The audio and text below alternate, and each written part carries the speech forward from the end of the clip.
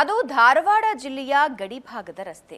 ಕೇವಲ ಒಂದು ಗ್ರಾಮಕ್ಕೆ ಹೋಗುವ ರಸ್ತೆ ಅಲ್ಲ, ರಾಜ್ಯದಿಂದ ಮತ್ತೊಂದು ರಾಜ್ಯಕ್ಕೆ ಸಂಪರ್ಕ ಕಲ್ಪಿಸೋ ಹೆದ್ದಾರಿ. ಆದರೆ ಅದರ ಸ್ಥಿತಿ ನೋಡಿದ್ರೆ ಅಯ್ಯೋ ಅನ್ಸುತ್ತೆ. ಏನಾಗಿದೆ ಅಲ್ಲಿ ನೋಡ್ಕೊಂಡ್ ಬನ್ನಿ.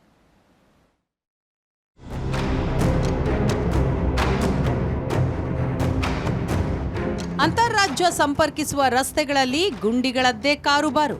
ರಸ್ತೆಯಲ್ಲಿ ಗುಂಡಿಯಲ್ಲ, ಗುಂಡಿಯಲ್ಲೇ ರಸ್ತೆ ಇದ್ದಂಗಿದೆ. ವಾಹನ ಸವಾರರು ಜೀವ ಭಯದಲ್ಲೇ ಸಂಚರಿಸುವ ಸ್ಥಿತಿ ಬಂದಿದೆ. ಇದು ಇಂದು ನೆನ್ನೆಯದ್ದಲ್ಲ. ಕಳೆದ 10 ವರ್ಷಗಳಿಂದ ಧಾರವಾಡ ಗಡಿಭಾಗದ ಗೋವಾ ರಸ್ತೆಯಲ್ಲಿ ಇದೇ ಪರಿಸ್ಥಿತಿ. ಇನ್ನು ಬೆಳಗಾವಿ ಗಡಿ ಭಾಗವನ್ನ ಇದೇ ರಸ್ತೆ ಕನೆಕ್ಟ್ ಮಾಡುತ್ತೆ. ಆದರೂ ರಸ್ತೆ ದುರಸ್ತಿ ಮಾಡಲಾಗಿಲ್ಲ. ಈ ರಸ್ತೆ ದಾಟಬೇಕು ಅಂದ್ರೆ ಒಂದು ಗುಂಡಿ ತಪ್ಪಿಸೋದ್ರಲ್ಲಿ ಮತ್ತೊಂದು ಗುಂಡಿಗೆ ವಾಹನ ಬೀಳತ್ತೆ ಎನ್ನುವ ಸ್ಥಿತಿ ಇದೆ ಅಂತ ಸ್ಥಳೀಯರು ಹೇಳ್ತಿದ್ದಾರೆ. ಹೆಂಗಂದ್ರೆ ಹಿಂಗೆ ಹೊಳ್ಳಿ ಉಲ್ಟಾ ಪಲ್ಟಾ ಗಾಡಿ ಏನಾರ ನೋಡಿದ್ವಿ ಅಂದ್ರೆ ಉಲ್ಟಾ ಹೊಳ್ಳೆ ಬಿಡ್ತಾವೆ. ಲಾಸ್ಟ್ ಟೈಮ್ ಒಂದು ವಾರ ಹಿಂದೂ ಒಂದು ಗಾಡಿನೂ ಬಿದ್ದಿತ್ತಿಲ್ಲ.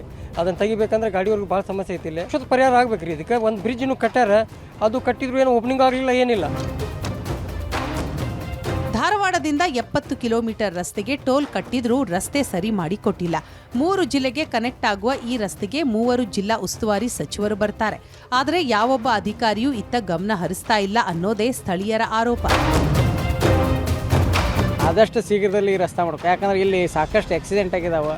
ಸಾಕಷ್ಟು ಜನ ಇಲ್ಲಿ ಕಣ್ಣು ಕಾಲು ಕೈ ಇಂಥದ್ದು ಮುರ್ಕೊಂಡಿದ್ದಾರೆ. ಇದ್ರ ಉದಾಹರಣೆ ಸ್ಟೇಷನ್ದಲ್ಲಿ ಇದೆ. ಬೇಕಾದ್ರೆ ಸಾಕಷ್ಟು ಕಂಪ್ಲೇಂಟ್ ಆಗಿದ್ದು ಉದಾಹರಣೆಗಳನ್ನ 15 ವರ್ಷದಾಗ ತೆಗೆದು ನೋಡಿಬಿಟ್ರೆ ರಿಪೋರ್ಟ್ ಸಿಗುತ್ತೆ. ಅದಕ್ಕೋಸ್ಕರ ತಾವೆಲ್ಲರೂ ಇದ್ರ ಬಗ್ಗೆ ಹೆಚ್ಚಿಗೆ ಈ ಸುದ್ದಿ ವಾಹಿನಿಯವರಿಗೆ ಮುಖಾಂತರ ನಾನು ವಿನಂತಿ ಮಾಡ್ಕೋತೀನಿ. ಮಳೆ ಬಂದರಂತೂ ಹೇಳತೀರದ ಸಮಸ್ಯೆ ಆಗಲಿದೆ. ಟೋಲ್ ಹಣದಿಂದಾದರೂ ರಸ್ತೆ ಸರಿಪಡಿಸುವಂತೆ ಜನರು ಆಗ್ರಹಿಸಿದ್ದಾರೆ. 2 ಜಿಲ್ಲೆಗಳ ನಡುವೆ ಈ ರಸ್ತೆ ಕಾಮಗಾರಿ ಮಾಡದೇ ಇರೋದಕ್ಕೆ ಜನರು ಆಕ್ರೋಶನ ವ್ಯಕ್ತಪಡಿಸಿದ್ದಾರೆ. ಕ್ಯಾಮರಾ ಪರ್ಸನ್ ರಾಹುಲ್ ಜೊತೆ ಪರಮೇಶ್ವರ್ ಅಂಗಡಿ, ಏಷ್ಯಾನೆಟ್ ಸೋನು, ಧಾರವಾಡ.